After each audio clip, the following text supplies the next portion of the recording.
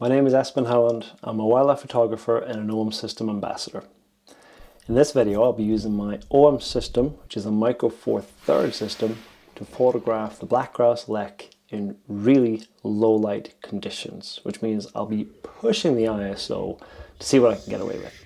And I'll give some tips for shooting in low light conditions. I'll show you some of the images that I've been getting and my process for using PureRaw 5 for getting rid of noise. Be sure to stay tuned to the end of the video and I'll show you the image that I got using the highest ISO value I've ever used and still fairly happy with the results.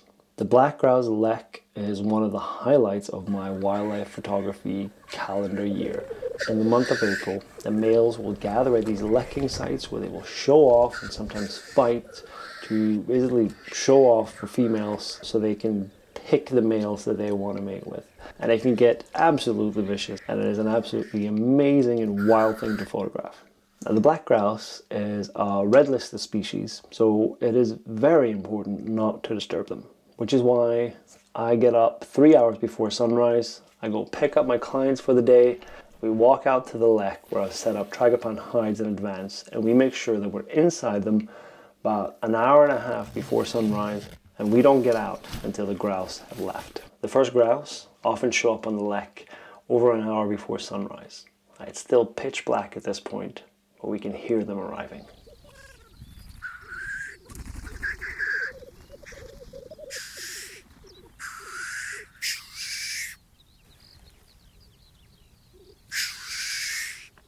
If I'm shooting front lit on the day, where the sun will eventually rise behind me and subject is in front of me, I'll sometimes start photographing with really slow shutter speeds. There are several ways that I can photograph in low light conditions. One is I can pan along with the bird. Now the aim here is to use a slow shutter speed, my camera and my lens pointed at the subject that's moving, either it's flying or running or anything like that, and I go along with it and try and match its speed. The object is to try and get the bird sharp-ish, relatively sharp, and everything else just goes into a blur. So here it's actually quite good to use slow shutter speeds, and I can start really early by using a high ISO as well. I can also photograph action with slow shutter speed. I can do the exact reverse. I can have everything else in the frame sharp, and then the action, the bird's fighting, is going to be completely blurred. Now this obviously has a very high failure rate, and we're basically just wanting the grouse to create some patterns with a slow shutter speed that look nice in a composition. I can also go for portrait images. So this is when the bird is very still and I can use a very slow shutter speed to photograph them, and sometimes still I have to push the ISO. Like in this image here, I was down to a 1/5 of a second shutter and my ISO was still 5,000. But I just really liked the low light and the bluish atmosphere. I just loved it, so I just had to try it. As it gets a little bit brighter, I can just keep reducing my ISO to get a better quality image.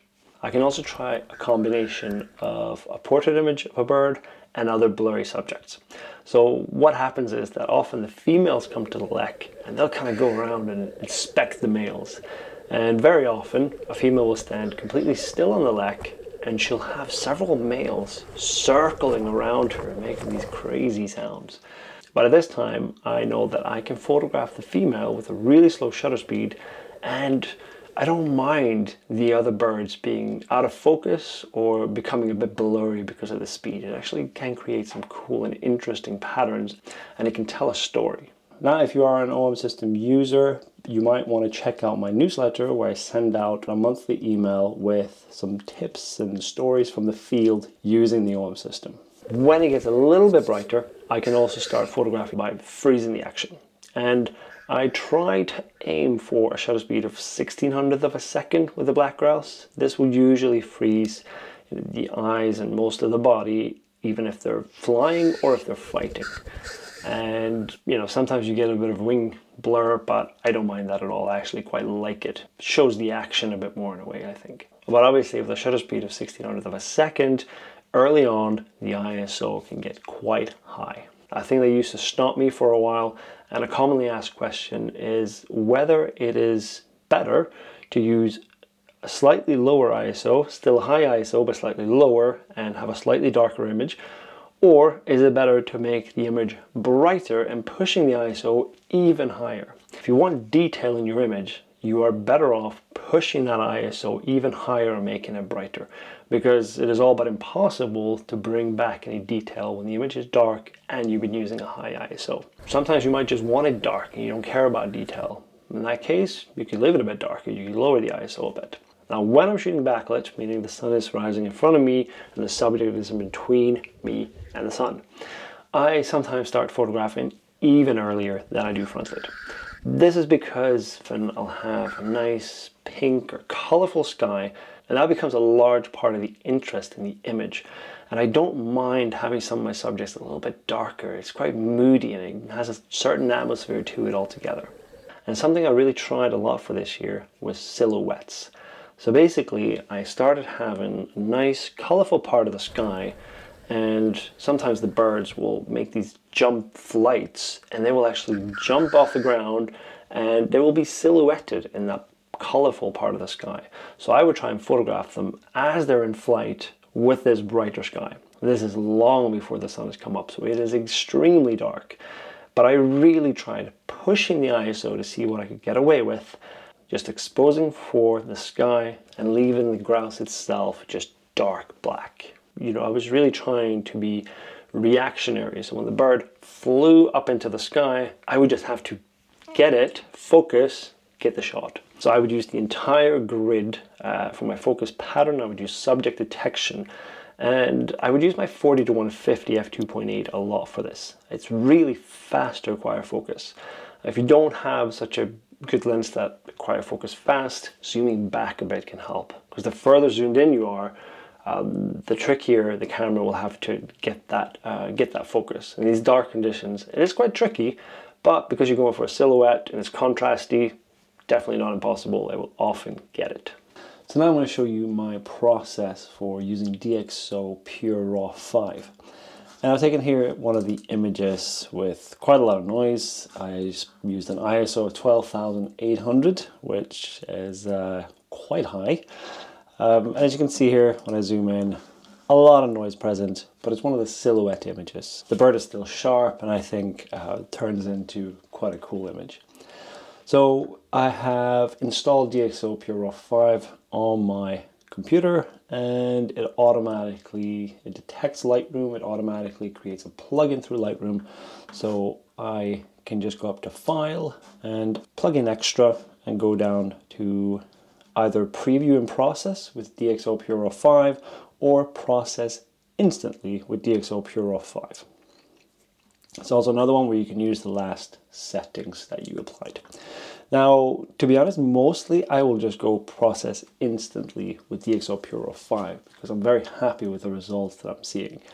If there's an image that comes back that, I'm not sure about it, then I will do it again and I will preview and process with Pure Raw 5. But I'll show you that just now. When you pick that option, you get to see a preview of the image. Right now I got the slider on, so you can see tons of noise and just getting rid of it instantly. If you have multiple images, you'll get them up in the bottom here, but I don't, so I can just hide that. And the side panel on the right, I can click that on off, and that's where I can make a few more adjustments. So basically, Deep Prime 3 is the, I guess, lighter version, and D Prime XD2 SXD, extra detail basically, and press that and it will force extra detail in the image.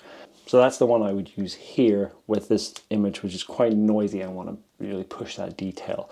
And obviously there's not too much detail in this image, there's more just the edges of the bird getting it sharp. Here I can then play around with the luminance, so if I bring it all the way down, you'll see more noise gets retained in the image. The more you pull it up, the more noise go away. But pushing that all the way may introduce some other artifacts that you don't want. So that's why I kind of leave it and just trust Pure Raw to figure it out itself. And I only come in and tamper with it if it looks bad after that first go. Same here, force detail. You can bring even more detail by pushing that further along to the right. But again, something you may not want to push all the way. And also, you probably won't want to push the details on that too much right now because you want to edit the image after Pure Raw, and then you can apply output sharpening afterwards. The lens sharpen optimization is absolutely amazing feature, and that also will download different modules, I guess, depending on the lens that you're using. So, and if you look closely at before and after of using the sharpener and not, you know, it's a big difference there. You can see that softness, a little bit of softness around the beak, and that when you apply the lens sharpness, gets rid of, and it just sharpens it right up. And you can see here as well how much noise is actually present in the image. The fact that it just gets away. I would say that getting rid of noise is not a problem these days. It's easy. The trickier part is to leave detail or get back detail that looks good on an image, doesn't produce any weird artifacts or anything like that. And I think that PureRaw does an amazing job at this. So after you're happy with these parameters, you just process now, and it comes back into Lightroom, process for you. So this is then my final image here, and you can see noise is completely cleaned up and looks sharp and nice.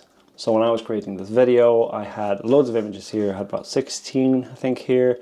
And the great thing then is I can just select all of them, and I can file, I can plug in extra, and I can just go process instantly with PureRaw 5, and they all get done in a couple of minutes. Obviously that depends on the speed of your system.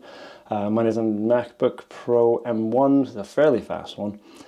Although they age ridiculously fast these days. So this is how I will usually do it. I'll pick all the images that I want to put through PureRaw 5, and then I will just process instantly with DxO Pure Raw 5. When you do select process instantly, you do also get up some options here as well that you can check, and you can create a custom preset. You can then go in here and you can select exactly the same parameters as we could when we're actually looking at the image, but this, you don't get to look at it. We can also go down to the output. We can choose either DNG, TIFF, or JPEG file.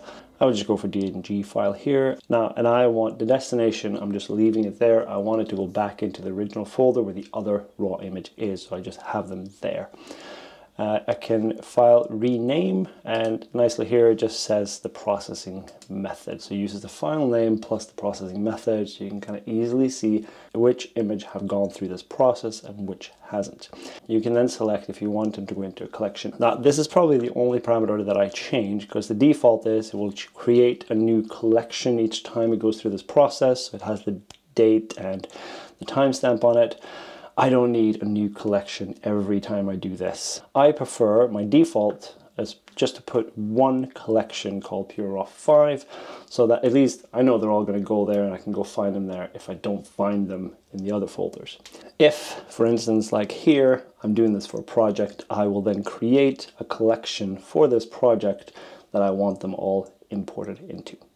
Thank you so much for staying to the end of the video, and this is the image that I shot at the highest ISO that I've done to date, and the image still looks kind of okay. That is an ISO of 40,000, so it's quite early. So I was using a shutter speed of 1600 of a second and my 40-150 f2.8 lens.